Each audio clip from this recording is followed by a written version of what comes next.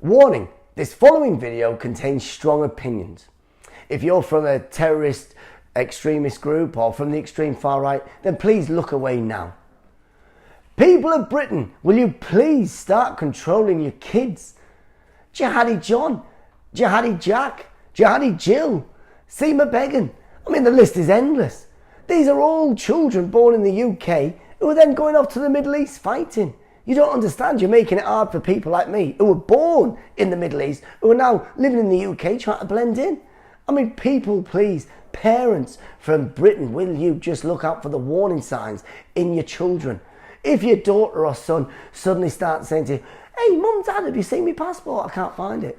Mum, Dad, have you got that travel bag that I can keep 6 weeks of food, supplies, drinks and bomb making equipment in?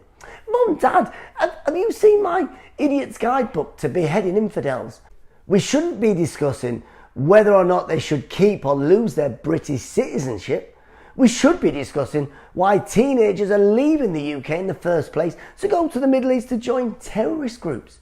Look, when I was 15 years old, I lived in a caravan with my family on the outskirts of Middlesbrough. I would have given me shoes if I had shoes. To live in a house in Bethnal Green where Shamima Begum and her family lived, or to live in Oxford where Jihadi Jack grew up. I mean, these are desirable areas. And the other thing is, look, we all make mistakes as teenagers, right? But you've got to show some remorse. You've got to apologise for the things you've made wrong. Shamima Begum, you should be begging to be allowed back into the UK. When you're doing an interview with the World Press or the Sky News or BBC News or ITV, you shouldn't have done it like this.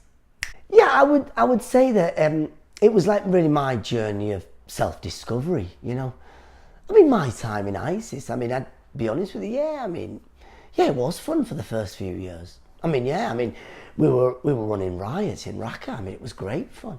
I remember that time, me and Jihadi Jill, she went up the hill to fetch a pail of Semtex, and then there was the other time, we had a right laugh with, we were beheading this guy, and yeah, to be honest, I think you probably had to be there really to get the essence of that story. And yeah, I do feel more spiritual. Yeah, I think I've grown as a person.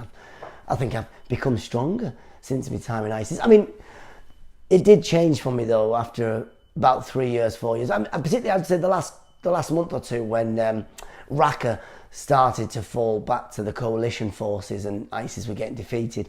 I think the last couple of weeks I thought to myself, do you know what? No, I've had my time here. I'd like to come back to the UK. I'd like to come back to Britain. Yeah. This is how she should have done it. Thank you very much for seeing me today. What an absolute pleasure it is to talk to you and the world media. I mean, it's absolutely fantastic. What a lovely day for it as well. I mean, the weather has been impeccable. I mean, it's beautiful, isn't it? I mean, sorry about the queues, but it's absolutely lovely, isn't it? I mean, and the tea. I mean, probably one of the best cup of Earl Grey tea I've had in a long time. I mean, scones. I love scones. Scones. And fish and chips. Please take me back to the UK. Please take me back to please anything. Would you like a cup of tea? I can get you a cup of tea. Please take me back to the UK. Please, I beg it. Please, anything. Please. I mean, Isha Ali Akbar. Really sorry. I mean, Greg's. I love Greg's pasties. Everything. I mean, please, just take me back to the UK. And that is exactly how I got into the UK.